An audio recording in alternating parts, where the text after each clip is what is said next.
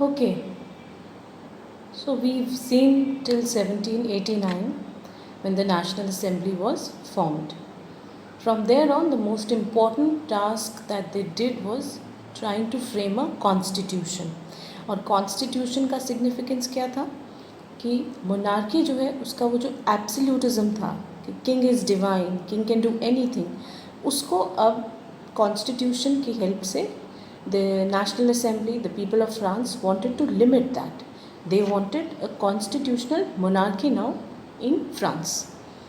अब पैरेलली क्या है, जब ये सारा यहाँ पे फ्रांस का रेवोल्यूशन चल रहा है तो अमेरिका में भी उनका वॉर ऑफ इंडिपेंडेंस होके उन लोगों ने भी अपनी कॉन्स्टिट्यूशन को अडॉप्ट किया in 1789, right when national assembly came into existence. So वहाँ पे भी एक डिक्लेरेशन है ऑफ इंडिपेंडेंस. ये जो कॉन्स्टिट्यूशन बना है जो नेशनल असेंबली ने बनाया 1791 में, it was influenced quite a lot from that American constitution जो अमेरिका में आज भी यूज़ होता है. And they made their own declaration of rights of man and citizen. अब इसमें इन्होंने क्या किया कि मैन और सिटीज़न का इन्होंने ये जो डिक्लेरेशन बनाया है, this is something like a starting to the constitution. उसके बेसिक आइडियाज़, उसके बेसिक इथॉस इसमें आते हैं. इंडिया में भी हमारी कॉन्स्टिट्यूशन में ऐसे ही एक स्टार्टिंग है और हम उसको प्रियम्बल बोलते हैं. So now the natural and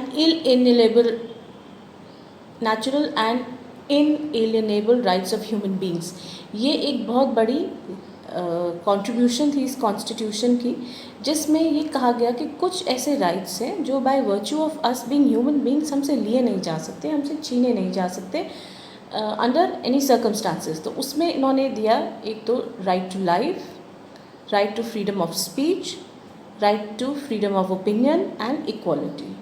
और साथ ही साथ इन्होंने ये भी कहा कि अब ये स्टेट की ड्यूटी है to protect the rights, these natural rights जो इन्होंने इसको बोला था ऑफ द सिटीजन्स, ये स्टेट की ड्यूटी है. इसका एक सेक्शन मैं आपको अभी पढ़ाऊँगी, but let us just finish the story as to what happens. जो ये नेशनल असेंबली बनी थी, this was formed by rich people, ये हमने देखा है. एंड जब rich people are making that national assembly तो कहीं ना कहीं the poor still remain dissatisfied because they could not really align themselves to the interest of the poor. तो इससे क्या हुआ, there was still revolution left and French Revolution, it went on for 10 years from 1789 to 99. और वो जो है धीरे धीरे करके रेवोल्यूशन सिमर करती ही रही. ऊपर से क्या था, when all this national assembly was formed, ये जो किंग थे Louis 16, he was not happy with the arrangement. अब इन्होंने क्या किया, started seeking help from the neighbouring countries. और नेबरिंग कंट्रीज़ कौन कौन सी थी, Prussia, Austria, Ottoman empire, many of them. आप प्रशिया और ऑस्ट्रिया का नाम आज नहीं सुनते because they are modern day Germany. अब प्रशिया ऑस्ट्रिया में भी क्या था, एब्सोल्यूट मोनार्कीज थी और उनको ये डर था कि अगर फ्रांस में ऐसा कुछ हो गया तो ये डोमिनो इफेक्ट चल पड़ेगा, हम लोगों की भी एब्सोल्यूट मोनार्कीज जो है वो खतरे में आ जाएंगी. तो they also wanted to help Louis 16. लेकिन इससे पहले कि वो लोग हेल्प करते लुई 16 की, नेशनल असेंबली ने इन पे एक वॉर डिक्लेयर कर दिया ऑस्ट्रिया पर्शिया पे. और इस वॉर का क्या बेसिक आइडिया था, it was seen as a war against absolute monarchies. ये एक आइडिया बन गया वॉर जो था कि अगर हम इनसे लड़ते हैं तो मतलब हम खुद भी we will be moving ahead in time. और इसमें लड़ने से क्या होगा, हम ये जो कॉन्सेप्ट ऑफ एब्सोल्यूटिज्म, ये कॉन्सेप्ट है कि एक पर्सन के हाथ में सारी पावर रहेगी, हम उसको ख़त्म करेंगे. So what happened, masses they started volunteering कि हम लोग लड़ेंगे. So national assembly got a lot of volunteers to fight in the war.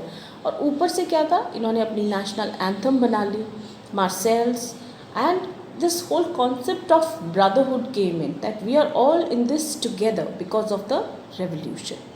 Now let us study about what actually happened with the constitution what was provided to the citizens.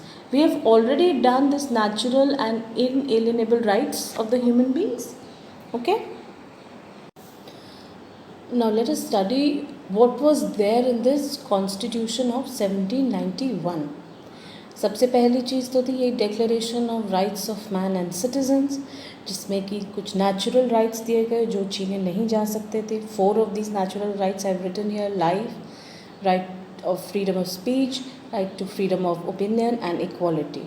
और ये भी कहा गया कि ये स्टेट की duty है कि वो नेचुरल राइट्स को प्रोटेक्ट करे अपने सिटीजन्स की.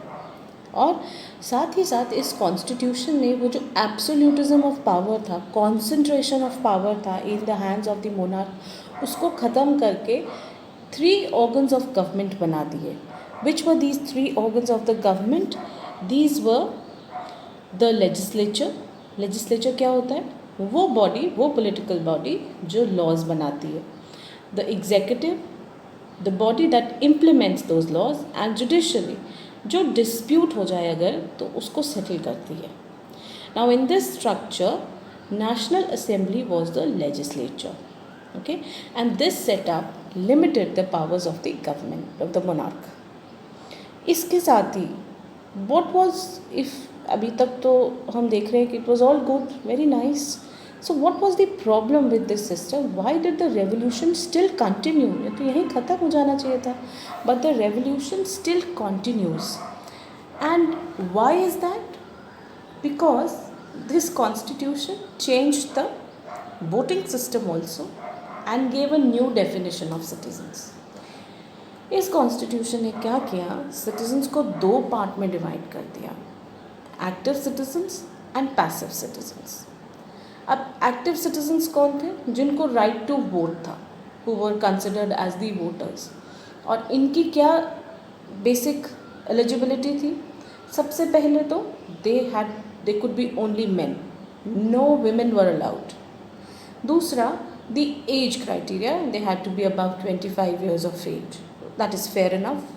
बट तीसरा जो इन्होंने कंडीशन रखा कि जो लोग 3 days of a labourers wages के इक्वलेंट अपना टैक्स पे करते हैं, सिर्फ वही लोग एक्टिव सिटीजन्स कहलाएंगे, बाकी लोग नहीं. और बाकी लोगों को क्या हुआ वो देखो साइड में मैंने लिखा हुआ है, पैसिव सिटीजन्स उनको बना दिया, जिसमें कि जो इस एक्टिव सिटीजन में फिट नहीं होते थे, those men plus women, all the children, everybody they came under this bracket. अब ये एक्टिव सिटीजन्स का क्या रोल था? Active citizens used to elect electors. ठीक है, ये लोग इलेक्टर्स को चूज़ करते थे और फिर इलेक्टर्स जो हैं आगे वो मेंबर्स ऑफ नेशनल असेंबली जो लेजिस्लेचर बनाएंगे उनको चूज़ करते थे. अब इलेक्टर्स और मेंबर्स ऑफ नेशनल असेंबली जो थे उसके लिए भी एक कंडीशन थी कि जो हाईएस्ट टैक्स पेइंग ब्रैकेट में लोग आते हैं वो लोग ही सिर्फ इसमें इलेक्ट हो सकते हैं, या वही लोग इनको मेंबर्स ऑफ नेशनल असेंबली को इलेक्ट कर सकते हैं, या फिर वही मेंबर्स ऑफ नेशनल असेंबली बन भी सकते हैं. अब फिर से देखो हमारी कंट्री में हाईएस्ट टैक्स पेयर्स कौन हैं? बड़े बड़े बिजनेस हाउसेस है ना, बड़े बड़े दोज ओल्ड मनी. तो अब फिर क्या हो गया? ये जो रेवोल्यूशन आई थी इससे फिर वही हुआ, पावर किसके हैंड में रह गए? जो रिचेस्ट थे सोसाइटी में उनके हैंड में रह गए. आप इलेक्टर्स तो चूज़ कर सकते हो अगर आप 3 days के लेबर वेजेस देते हो तो, लेकिन उसके आगे ना आपको राइट था इलेक्ट होने का और ना ही फर्दर आप जो है एक रिप्रेजेंटेटिव बन सकते थे. वो राइट अभी भी किसके पास रहा? The richest in the society.